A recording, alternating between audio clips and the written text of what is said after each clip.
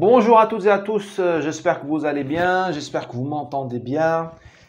Je prends mes marques dans un nouvel appartement, donc je m'excuse d'avance pour les imperfections. Prendre les marques, c'est important, plus on avance dans l'âge, moins on est adaptable, hein. Moi, c'est mon pire déménagement, c'est mon pire déménagement de toute ma vie, c'est que je me fais vieux. Donc de moins en moins adaptable. Bon, je suis pas dans le troisième âge, mais j'ai plus 20 ans. Et c'est ce qui arrive aux civilisations. Les civilisations, ce sont des vieilles dames de 500 ans, 1000 ans. Quel âge a la civilisation française? 1500 ans peut-être. Quel âge a la civilisation musulmane? 1400 ans. Donc c'est des vieilles dames. Et on ne peut pas leur demander de s'adapter en 5 minutes à des grands changements. Vous voyez, moi, le mal que j'ai à prendre mes marques ici dans une nouvelle maison, vous imaginez un être humain de 1500 ans. Et pourtant, les imbéciles qui nous gouvernent et les imbéciles qui nous informent nous disent oui, la diversité, le vivre ensemble, c'est une chance. Si vous n'y arrivez pas, c'est que vous êtes de mauvaise foi, vous êtes fasciste. Non.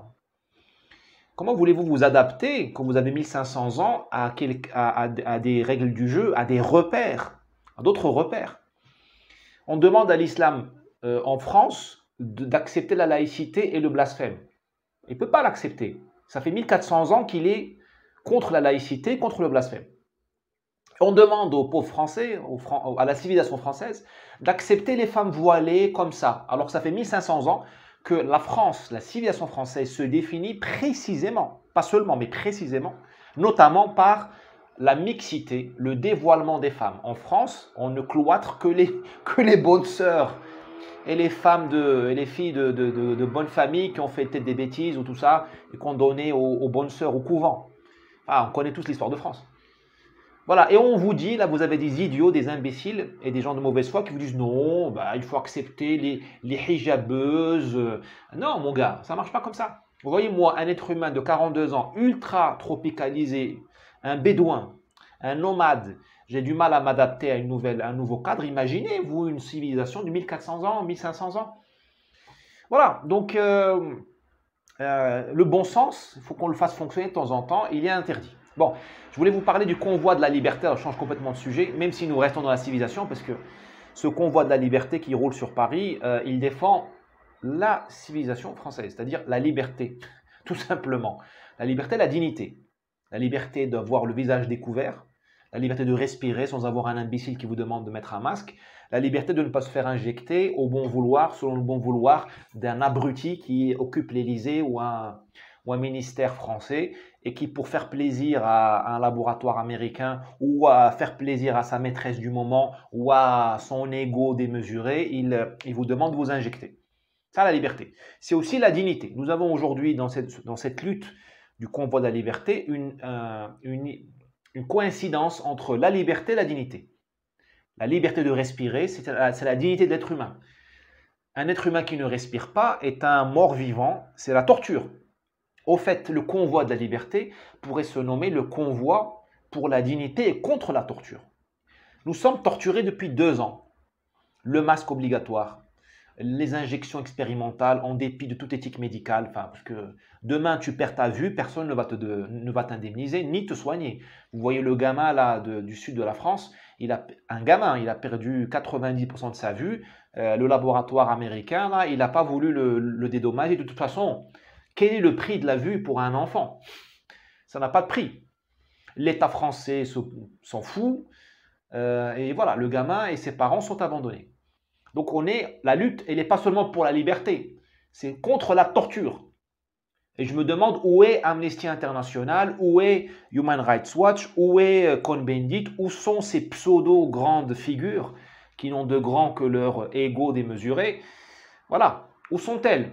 Où est, je ne sais pas moi, enfin, je cherchais le nom d'un philosophe français, il n'y en a plus. Bon. Où sont nos grandes figures? Ben, je sais où elles sont. Elles sont en train de manger dans le râtelier. Voilà, je sais où elles sont, les grands philosophes français, ils sont en train de manger dans le râtelier. Bon. Voilà ce que je voulais vous dire. Convoi des libertés, alors convoi de la liberté ou des libertés, je ne sais plus comment il faut dire. Ce n'est pas un hasard que des camionneurs s'occupent de défendre la liberté et la dignité. Parce que ce sont des gens qui n'ont rien à faire, rien à perdre. Vous aurez remarqué que les gens de l'élite, les gens des classes moyennes supérieures ou des classes supérieures, les gens qui gagnent 10 000 € par mois ou plus, les gens qui ont fait l'école centrale, HEC, se taisent. Ceux qui vont exposer demain leur visage au LBD de M. Darmanin, les gens qui demain à Paris, le samedi, vont s'exposer au CRS qui ampute, qui éborgne les Français, les CRS impuissants face aux racailles et surpuissants face aux Français honnêtes, ces gens-là, ce sont les camionneurs. Parce qu'un type qui gagne 10 000 € par mois, qui a fait des grandes études, malheureusement, il a subi 2 corruptions. La première corruption, c'est celle de ses études, qui l'ont dévirilisé. Les études, le système éducatif dévirilise les gens, parce qu'on leur dit toute une question de projet. On nous apprend à l'école, parce que je suis passé par là, on nous apprend le contrat, la gestion du contrat, la compliance, c'est-à-dire l'obéissance en anglais, la compliance, tout ça. Or, la vie n'est pas comme ça. Quand tu as un Macron, un Véran, un Castex, un Darmanin devant toi, on n'est plus dans la légitimité du contrat, on est dans un monde de brut. Il faut s'autoriser des choses qu'on ne s'autorise pas dans un open space ou dans un siège du CAC 40 à la Défense. Il n'y a pas de compliance avec ces gens-là. Comme moi, avec mes déménageurs, il n'y avait pas de compliance, il n'y avait pas d'obéissance. J'aurais eu un revolver, j'aurais fait des choses. On en est là, on est dans un monde de voyous. Et face à des voyous, on ne peut pas travailler avec les contrats, les choses comme ça. D'où l'avantage compétitif des camionneurs qui vivent dans la vraie vie, qui sont exposés aux choses auxquelles nous ne sommes plus exposés, nous les gens qui travaillent dans les open space, dans les ambiances feutrées des conseils d'administration. Voilà. Désolé. Donc, heureusement que nous avons des camionneurs. Deuxième point, les gens des classes moyennes supérieures ou supérieures ont eu, quand je dis corruption, je ne suis pas dans la stigmatisation. Corruption, ça veut dire un pourrissement. Et moi aussi, je suis corrompu. Vous verrez pourquoi, parce que j'ai les mêmes corruptions qu'eux. La première, je vous ai décrite à l'instant. La deuxième, c'est l'argent. L'argent est une corruption.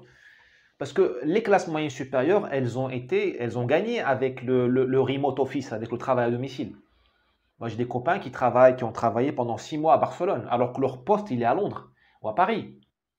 Ces gens-là veulent propager, ils veulent continuer la pandémie. T'imagines, tu bosses depuis Ibiza ou depuis l'Italie, donc tu laisses Véran, Castex martyriser les Français, fermer les cafés, tout ça. Toi, tu es en Espagne où il n'y a pas eu autant de bêtises qu'en France. Donc le lockdown, le confinement, c'est pas pour toi. Tu gagnes le même salaire, mais tu dépenses moins parce que tu es au Portugal, tu es à Porto, tu es à Bragance, tu es en Espagne, donc tu dépenses moins.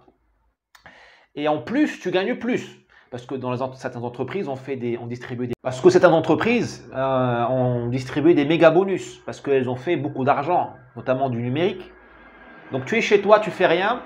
Et on te dit la participation, le bonus collectif a augmenté parce qu'on a explosé le cours en bourse ou parce que nous sommes une entreprise du numérique. Donc il y a la digitalisation parce que la pandémie a fait que tout le monde est passé sur le digital. Et voilà, tu gagnes 30% de plus de part variable.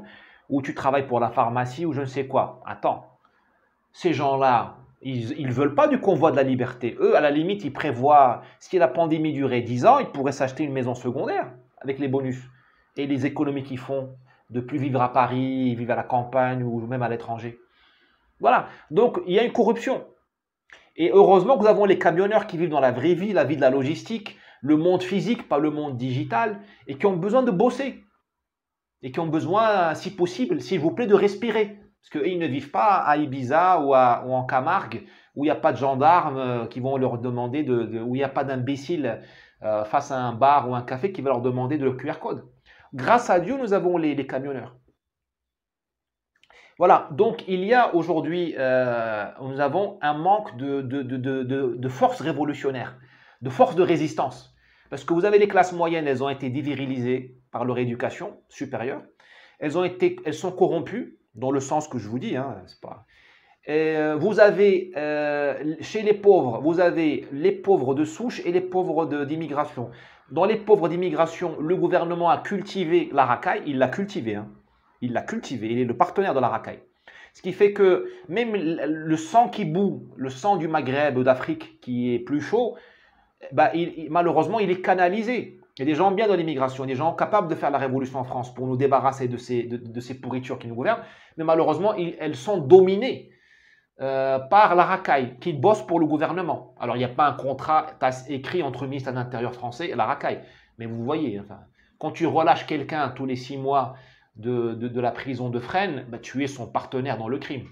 Voilà, tu n'as pas besoin de faire un contrat. Quand tu dis à la police de ne pas rentrer dans telle ou telle cité, toi, police nationale, tu es partenaire de la racaille. On ne va pas nous la faire, on ne suce plus notre pouce. On a compris, nous, le message. Voilà, et c'est le peuple de souche. Tu n'as plus de force révolutionnaire parce que tout le monde est divisé, les hommes contre les femmes, les homos contre les hétéros, les vaccinés contre les non-vaccinés. Il ne reste plus que quelques poches de résistance, j'espère dans les camionneurs. J'espère qu'ils vont y arriver, j'espère. Bon, voilà ce que je voulais vous dire. Donc, vive les camionneurs et posons-nous la question, comment on va résister? Parce que les camionneurs, je les respecte, mais ce ne sont pas des avant-gardes révolutionnaires. Ils ont le pouvoir de nuisance, mais il faut quand même des gens de la bourgeoisie pour orienter. C'est toujours pareil, hein. Il faut toujours le peuple pour pousser et les élites pour orienter. Trotsky, Lénine, ce n'étaient pas des gens du peuple, hein. C'était la bourgeoisie russe, hein. Che Guevara, c'était pas un fils de palefrenier, c'était un médecin ou un fils de médecin argentin. Fidel, c'était pas un mendiant. D'accord? Ils avaient des terrains. Sa mère, je crois, avait des terrains à Cuba. Bon, on peut filer la métaphore pendant longtemps, les exemples. Donc, où sont les ressources de la bourgeoisie, les avant-gardes révolutionnaires? Je ne les vois pas encore. Bon. Donc, nous devrions réfléchir à comment résister, parce qu'il ne faut pas seulement le peuple, il faut le peuple et de la bourgeoisie. Ça me ramène à mon ami Zemmour. Zemmour est de cette bourgeoisie qui veut résister. Il n'est pas sur le domaine de la résistance du convoi des libertés. Je le regrette, mais il a ses raisons, je les ai expliquées. De toute façon, il a un rendez-vous immanquable avec ces gens-là. Il finira par s'aligner sur eux. Il finira par amener à lui le combat des libertés, s'il veut gagner, à mon humble avis. Donc, bon. Mais vous voyez ce que je veux dire? À part Zemmour qui résiste, où sont les résistants de la bourgeoisie? Voilà. C'est le vrai sujet aujourd'hui, hein. C'est comment connecter les rares dans le peuple qui ont encore un peu de muscles et qui ne sont pas stonés au cannabis ou à la TV réalité, ou récupérés par la racaille, qui est une espèce de gâchis. C'est un gâchis de la résistance parce qu'on prend la force physique et on la gâche en dealant du cannabis ou de la cocaïne, en fumant je ne sais pas quoi, ou en chantant Nique ta mère. C'est quelle honte quand même. Quelle honte pour un homme de penser Nique ta mère. C'est le retour au stade animal. Mais bon. Et puis, nous n'avons plus de ressources. Enfin, il faut de l'avant-garde. Voilà une belle équation à résoudre. Bon week-end.